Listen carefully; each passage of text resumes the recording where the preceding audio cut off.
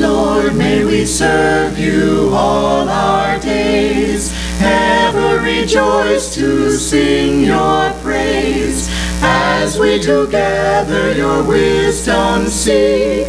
Charge us with truth whene'er we speak. Lord, may we ever know your will. Come to us when our thoughts are still, as we your guidance with joy receive. May we as one your bliss achieve, as we your guidance with joy receive. May we as one your bliss achieve. In surrender lies victory. Truth is one and eternal. Realize oneness with it in your deathless self within. The following commentary is based on the teachings of Paramhansa Yogananda. A case might be made for surrender as a path to victory in worldly conflicts, the way of passive resistance, for example, in preference to armed resistance. But our point here concerns a higher kind of surrender, the surrender of our deluded egoic will to the wise and almighty will of God.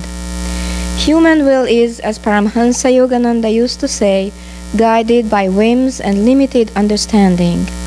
The divine will is in harmony with every level of reality. Though the divine will sometimes appears to us at first to be wrong, it proves always eventually to be for our highest good. Human will is inconsistent. It leads us one day to success, another to disaster. The divine will, when we surrender to it completely, though it is not always easy to do so, always brings us deep inner peace and joy in the end.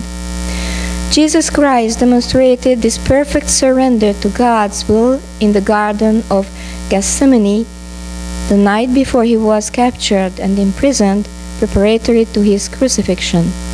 He went apart from the others to pray, and asked them to pray also. But when he returned to them, he found them asleep. Out of his love for them, he excused them, saying, "The spirit indeed is willing, but the flesh is weak." He then urged them again, saying, "Watch and pray." Their weakness in those circumstances was particularly sad, and the disciples themselves must have regretted it bitterly later on. We all know the symptoms of human weakness, though we may excuse them in ourselves, saying, "Well, after all, I am only human." But what are the signs of true strength? We find in all cases that these are the fruit of a life wholly surrendered to God. The Bhagavad Gita lists these signs in the 13th chapter: humbleness, truthfulness, and harmlessness, patience and honor, reverence for the wise, purity, constancy, control of self, contempt for sense delights, self-sacrifice, perception of the certainty of ill in birth, old age, and frail mortality, disease, the ego's suffering, and sin, detachment, lightly holding thoughts of home, children and wife, those ties which bind most men, an ever tranquil heart, heedless of good or adverse fortune, with the will upraised to worship me alone unceasingly, loving deep solitude and shunning noise of foolish crowds, calm focus on the self perceived within and in infinity. These qualities reveal true wisdom. Prince, all that is otherwise is ignorance. Thus, through Holy Scripture, God has spoken to mankind. Om, Om, Om.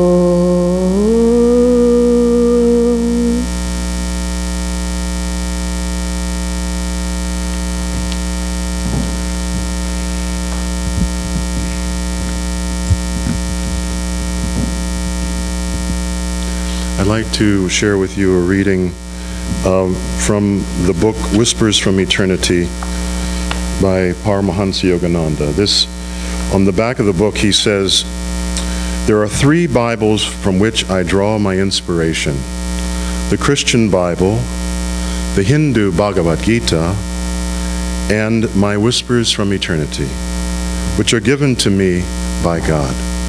And I share that with you because it's this book is very, very inspiring. And my wife and I, when we do our practices of meditation and yoga in the morning, we always open up Whispers from Eternity, and it's like it's speaking to us. And this is the passage that we picked today. Driving the rebel king ignorance. O mighty mystic judge of life, I ask thee in my hall of soul stillness, what is sin? Thy whispers of silence, dim at first, grew into bright articulation of thought. I heard and understood thy meaning. Quote, sin is a rebel king. His name is ignorance. Ignorance is the perpetrator of all evil. The main root of the tree of ill health, the primal cause of all error and soul blindness.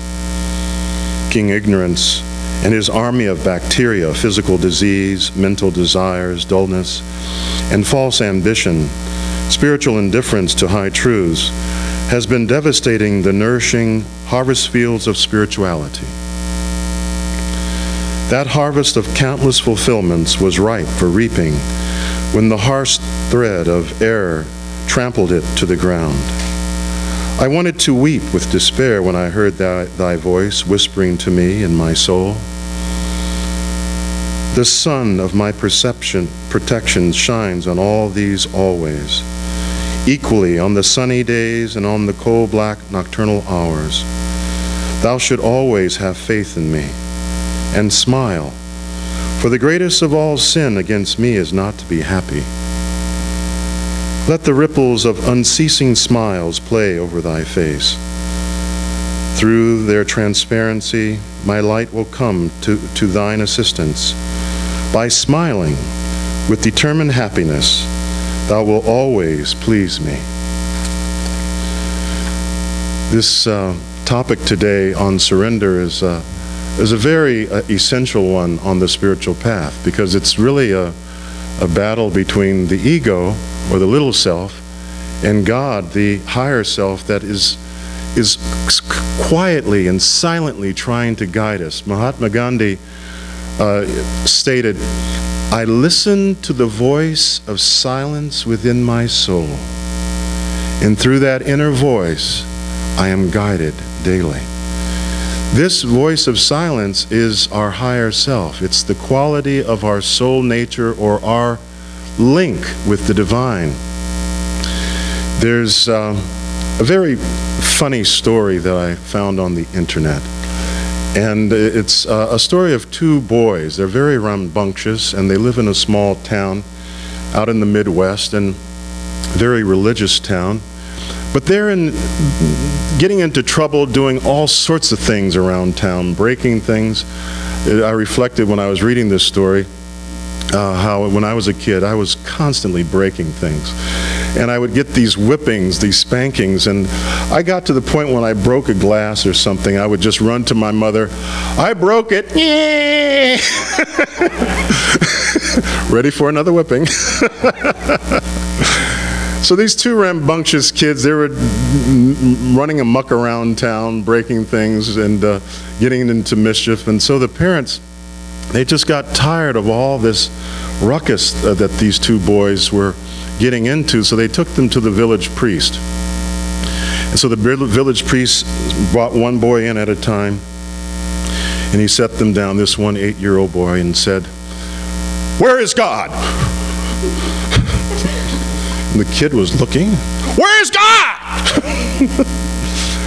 And the priest was just raving, "Where is God?" And the boy just ran out the door and ran home as fast as he could, and his brother, who saw him run through the church, followed him. And he found his little brother in this closet. And he says, "What are you doing? Why are you hiding in the closet? You don't know what what the priest said. He's now accusing us of stealing God."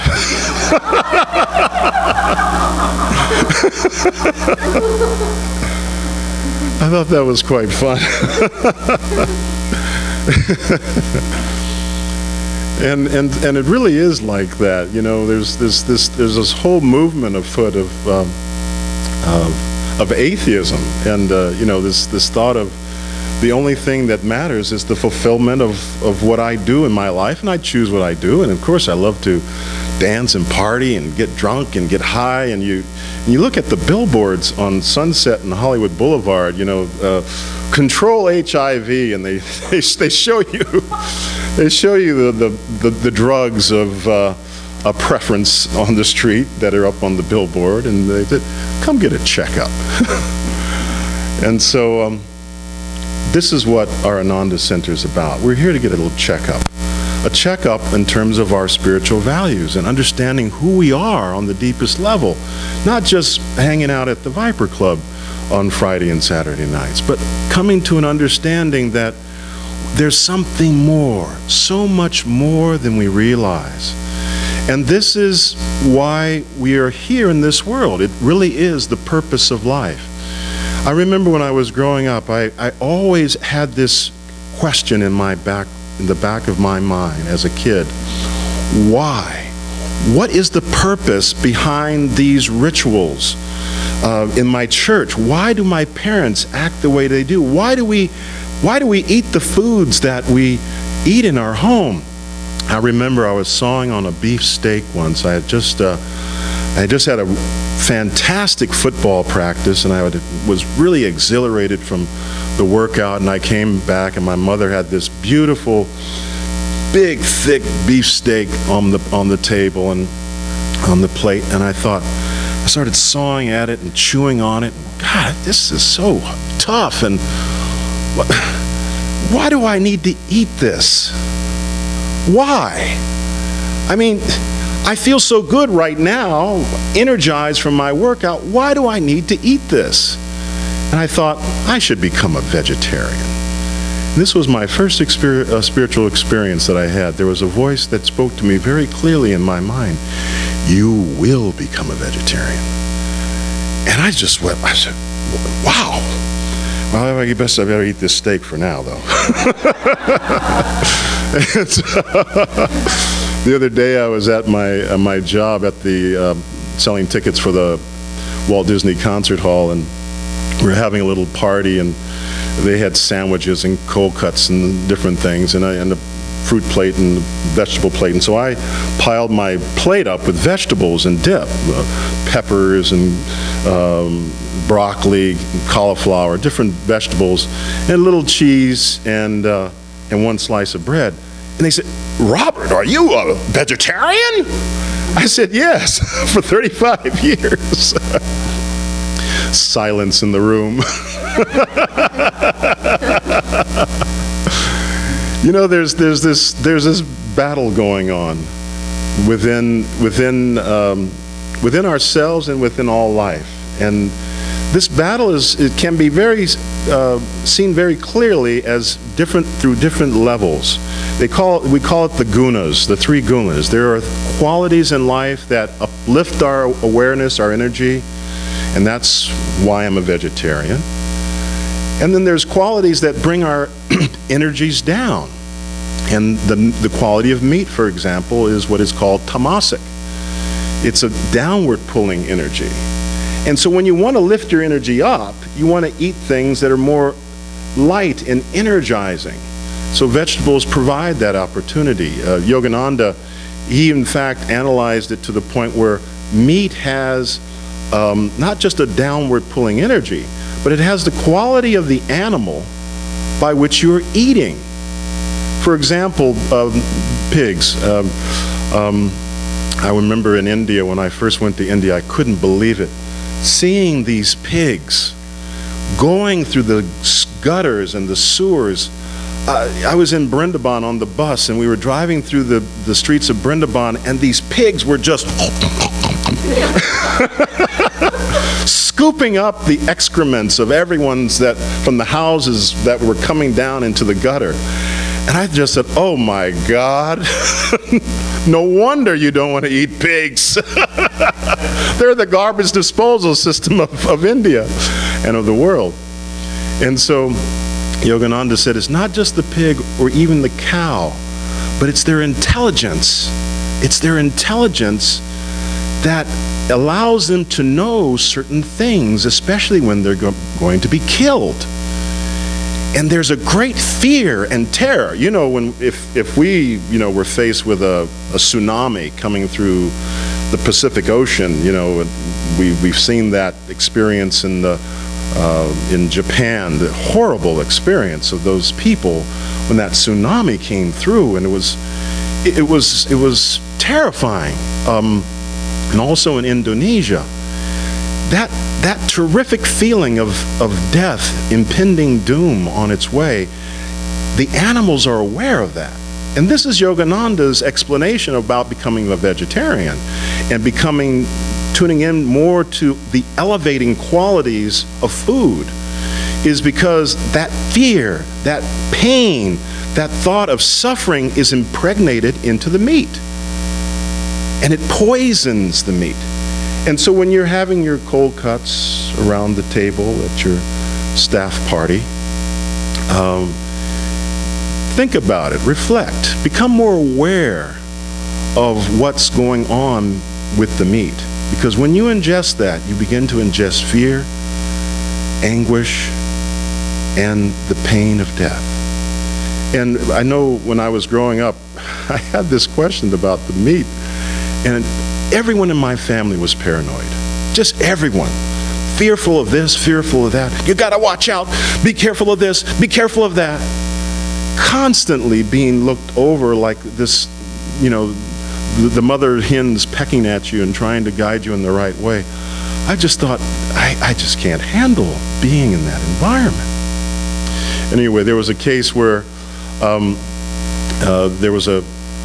during my childhood, there was a case where they called him the bouncing ball killer. I mean, this is 1950s Los Angeles, and this guy would go around and bounce a ball. And so the kids would come and play with him. And it was sort of a macabre sort of thing that happened, but a true story. So I was at school, and I decided, well, I'm not going to play in the playground today. I'm going to help my teacher do the cleaning up of the classroom and sort of put things away. So I was hanging out with my teacher, helping her in the classroom, and my parents came by the school and I wasn't there. And here I am walking home, and my aunt finds me. Your mom and dad has called everyone out on alert. All the aunts and uncles are looking for you. The bouncing ball killer is loose. And I'm just helping my teacher. I got the worst whooping in my life for serving out of service. And I told my parents this afterwards when I got older. I said, I forgive you for this. But this was the greatest pain that has ever been in my heart, was out of service, you gave me a whooping. But when you think of Jesus on the cross, and we had our reading today, here is a man, all he was about was giving love, giving joy, healing the sick, raising people who were literally dead. And what happened to him? They didn't understand.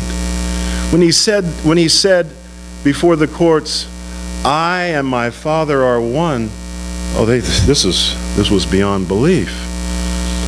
But Christians have taken that statement today to mean that Jesus is God. And that you can't find God unless you go through Jesus. And you take that simple statement and you flip it from a Vedantic viewpoint, from the viewpoint of yoga, and you get this whole other beautiful example. And Jesus stated, don't your scriptures say that ye are also gods? And that's our destiny. That is why we are here. That is our purpose. So as we begin to understand our purpose and begin to surrender to the thought of, who am I really? I am a child of the infinite. I am a child of God. I am not someone who is fettered to limitations, to mistakes and error. Maybe I fall, but I can brush myself up and move forward because I am a child of the divine. And as we begin to live our life more consciously, with awareness, with the awareness, I want to become a vegetarian. Why do I want to become a vegetarian? Certainly, I don't like killing, but I want to lift my consciousness up in a more sattvic way that brings me, elevates me to the presence of God. And these other things that pull me down, the tamasic energy, the drugs, the alcohol, these things, okay, I'll experiment with it. How do I feel? Well, I feel a little exhilarated in the beginning, but the day after, oh my God, let me have a Alka-Seltzer. Or let me get another drink. And you drink and you drink and you drink, and we've all been there. I remember I was at this party with Michael Jackson here in Beverly Hills. I grew up in Los Angeles. And I got invited. A friend of mine went to Beverly Hills High, and they were putting on this party for Berry Gordy's, who was the president of Motown Records. And I was at this party, and I was just drinking, just pumping it down, and just having a great time hanging out with these stars and so forth. And then I thought, I've got to get home. And this was another instance of my realization that I wasn't alone. There was something innate inside of me that was protecting me, because I was so drunk. I got into my car, and somehow I made it back to my house. And I thought, I don't want to do this again. Of course I did. But but that's the journey, folks. That's the journey, until we begin to realize, I don't have to be bound by my habits. I can find freedom in a higher reality. I can get high and intoxicated by the divine energy. I can get a natural high. And this is what we're talking about. The path of yoga and meditation is the path of self-offering and surrender to God. When Jesus said, seek ye first the kingdom of God, and all these things shall be added unto you. This is what he was talking about. The yoga and meditation that we practice here is called Kriya Yoga.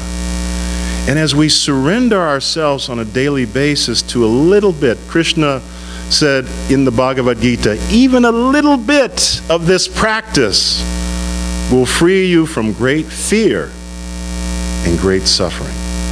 In terms of yoga and meditation, it's a sattvic, the highest of sattvic qualities, of sattvic practices that you can ever want to practice on this earth. Carl Jung, the famous psychologist from Switzerland, said, when you come to the teachings of yoga, there's undreamed of possibilities. I love that statement, because as we get in touch with our higher self within, as we begin to explore the nature of who we are, we begin to blossom. And we begin to feel happy.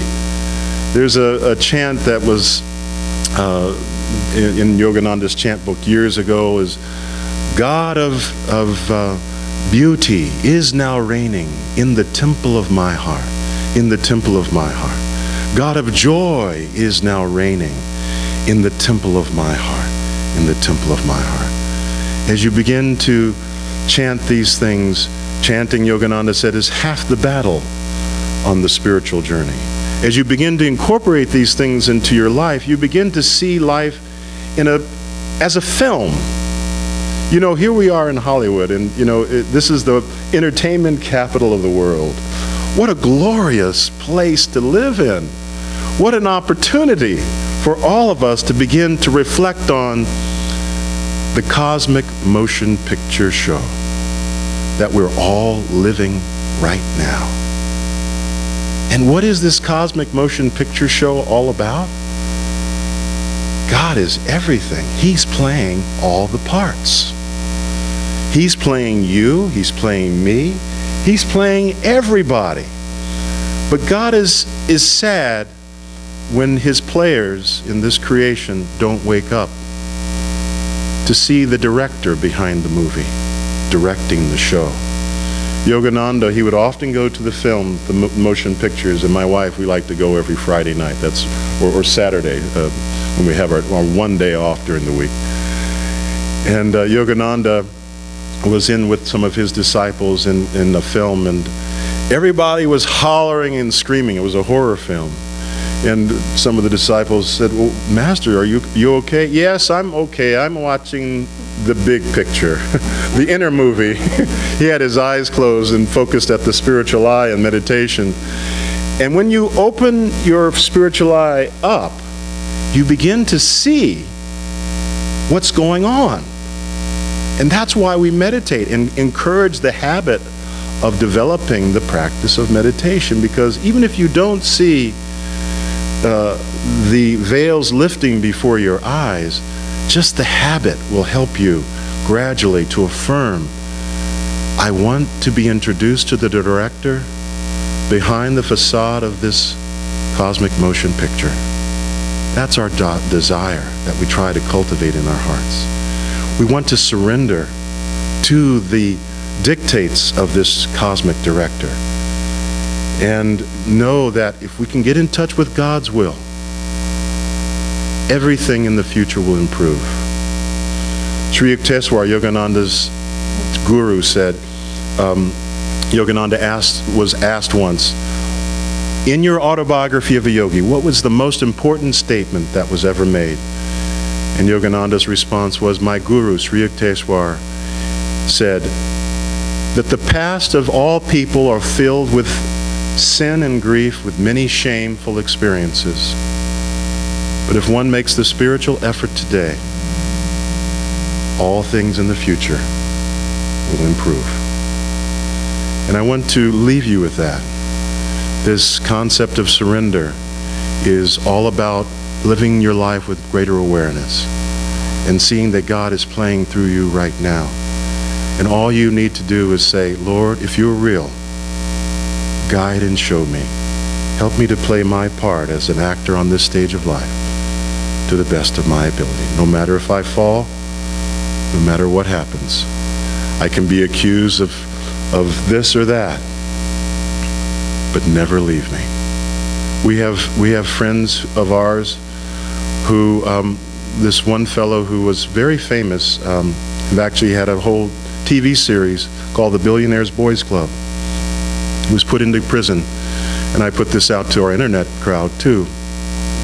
His name is Joe Hunt, and still he's in prison for doing something that he hadn't done before. He was accused of murder. There was no body, no murder weapon. In fact, he didn't do it. But he took Kriya Yoga initiation while in prison. And the level of surrender and service that he's doing in prison today, after 20 years, this was a young man of 19, right here at Beverly Hills, went to Beverly Hills High School. You can Google Billionaires Boys Club. There was a whole series around it. Given Kriya Yoga initiation, practicing the techniques in prison, he cannot free himself from prison, but now he is freeing others. The people who are around him, he's getting them out. It's one of the most marvelous stories. But God has a plan for everyone. And that song that Swami Kriyananda wrote, Little Kathy, and the little robin is flying, and the girl Kathy is dancing, and And Kathy says to the bird, but you can fly, you have wings you can fly with. You don't have to strut like me as a person, as a man. All life, everyone can do something, can do something, can do something. It's part of life's plan. And I don't care if you're homeless on the street or if you've lost everything in a stock market crash. You have that indwelling spirit within yourself that will guide and direct you, as Yogananda said, through the crash of breaking worlds. And that's our journey, folks. Understand that you have a silent partner within yourself that you need to surrender to. And we're here to help you in that process in the practices of meditation.